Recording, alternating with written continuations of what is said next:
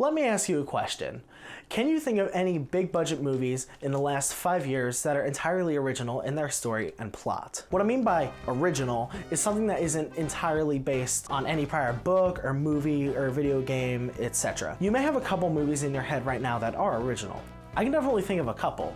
Parasite, Marriage Story, Licorice Pizza, Knives Out, The Shape of Water, and about a couple others, and that's really just about it. Now, how about movies that are either based on books or video games or true events or just straight up sequels? Sonic the Hedgehog, Uncharted, Jumanji 2 and 3, Dunkirk, 1917, every Marvel movie, every Disney live-action remake, Little Women, Once Upon a Time in Hollywood, Venom, with Carnage of course, Ghostbusters, Afterlife, Hitman's Wife's Bodyguard, Call Me By Your Name, Dune, The Forever Purge, The Matrix Resurrections, John Wick 3, Pitch Perfect 3, and a lot more. So, what's going on here? Why is Hollywood making so many sequels and remakes and mostly inaccurate retellings of history? What happened to the originality Hollywood once had when it came to creating movies? I want to take a short moment to break this down without having one myself. Today, we will find out why creativity in the film industry is dead. Now, when I say creativity in the film industry is dead, I'm referring to original IPs or intellectual properties. Obviously, when it comes to sequels and remakes, there is still a lot of creativity to go around with films like, for example, Sonic the Hedgehog. Especially with movies like Sonic, it's taking the characters of that video game and putting them in a scenario not based on any other prior Sonic media. I am not discounting the creativity of the cast and crew when it comes to making these sequels and remakes happen, especially with Marvel movies. Someone has to write the plot and story, create the sets, make the clothes, and make sure nothing goes completely off the rails. Instead, I will be strictly discussing why these sequels and remakes exist in the first place. Why did big name studios and producers begin to prioritize adapting and expanding upon already existing properties instead of creating original stories and IPs? There's a couple of reasons for this, so unfortunately this video will have to be in list format.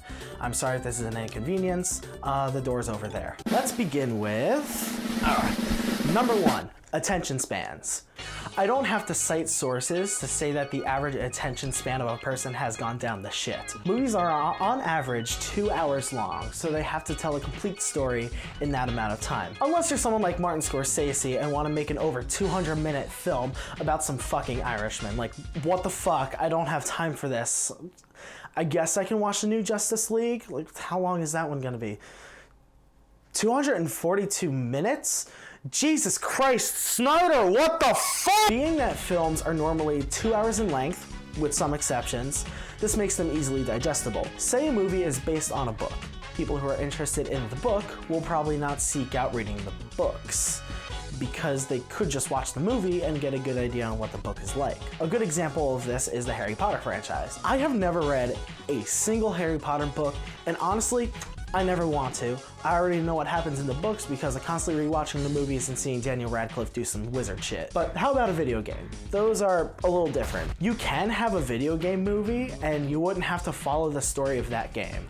Like that example with Sonic, all you need is the characters and a new story, and you have yourself a fresh take on an already existing property. With a newer example, the Uncharted movie nobody watched somewhat followed the plot of the games. Apparently it was based on the 4th Uncharted game, but I don't really care. Also to add, not on script, is that video games you're playing and video game movies you're kind of watching, so it does have to be a bit of a different experience because you're not the one in control. It's the producers and the writers and the people who actually made the fucking movie. Either way, point still stands. Films are a more accessible way to understand a book or a video game or understand true events. Number 2, Update 2.0. In late 2021, Steven Spielberg released his remake of West Side Story, which was a Broadway musical in 1957 and later turned into a movie in 1961. Spielberg remade this musical, not only because it was the first popular music allowed in his home as a child, but because, and this is quoting Spielberg, divisions between unlike-minded people is as old as time itself, and the divisions between the Sharks and the Jets in 1957, which inspired the musical, were profound, but not as divided as we find ourselves today. It turned out, in the middle of the development of the scripts, things widened, which I think, in a sense, sadly, made the story of those racial divides, not just territorial divides, much more relevant to today's audience than perhaps it even was in 1957. His modern adaptation of this musical is mostly the same. It's just a bit flashier and looks better, but the story and music is still the same. And that's definitely a good thing, to not change much of anything. But the only reason this film exists is to remind people that divide and racism exists. Using this example of West Side Story, why is this reason named Update 2.0? Well, there's a few reasons for this. First, obviously, is better technology to achieve a new look that the original couldn't accomplish.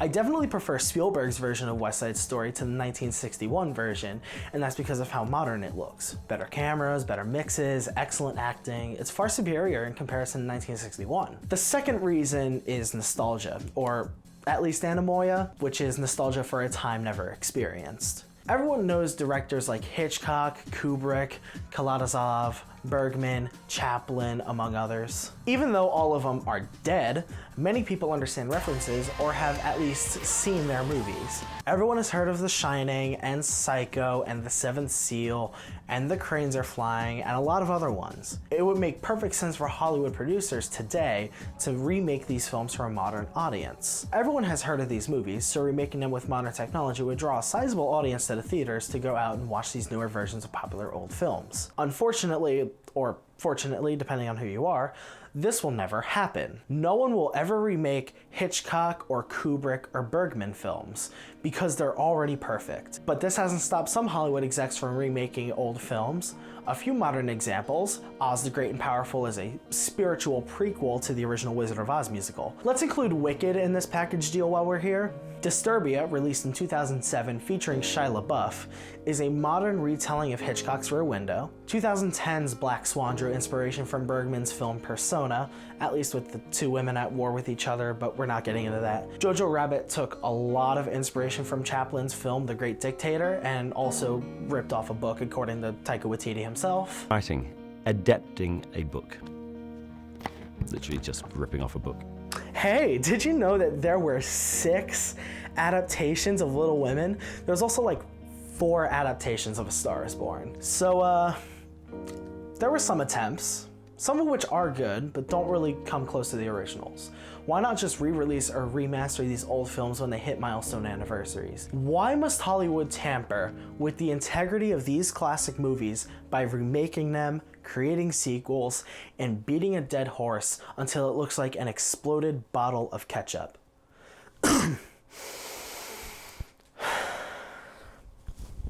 Money. Are you gonna, at any point in the video, cut out and take away whatever you're putting in the green screen and just show? Yeah, of course.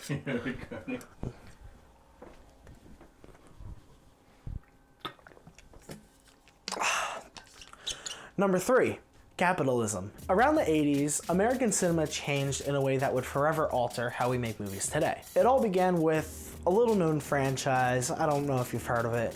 It's called Star Wars. The original trilogy dominated the box office and would lead other filmmakers to follow suit. During the 80s and 90s, franchises took over the box office, made a shit ton of money, and original content was grinded under the heels of these franchises. Creating an original IP was no longer a way to make money. Now, it was sequel after sequel after prequel after sequel. Star Wars made money, so everyone tried to copy that success.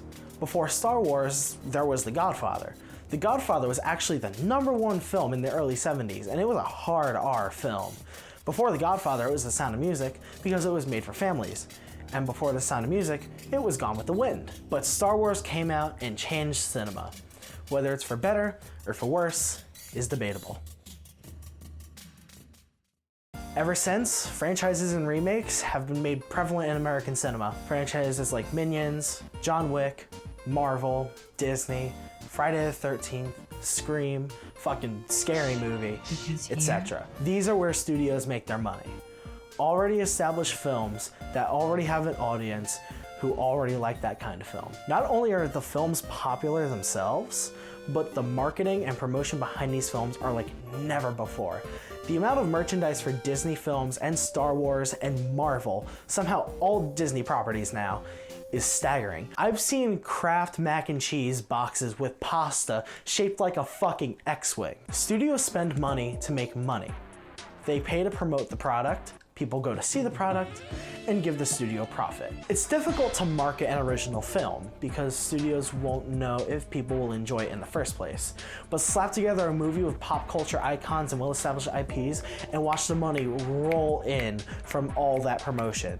Because of all this, originality in the film industry has taken a back seat to make way for this new era of cinema. When the American New Wave died with Star Wars, so did originality in cinema. We now live in a commercial era where remaking old material and making sequels and prequels and Broadway shows and spin-offs is the new accepted normality in film. But it isn't all bad, right?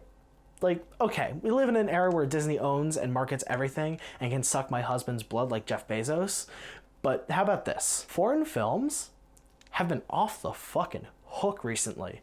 Over the past decade, we've had Drive My Car, Parasite, Roma, A Separation, Your Name, The Wind Rises, The Untouchables, and more recently, Everything Everywhere at the End of Time, and also the popularity of TV shows as well, extending to Squid Game and the other Korean show with zombies that I forget the name of. This wasn't in the script. I just wanted to mention how really, really good those foreign TV shows are because they extended the movies as well.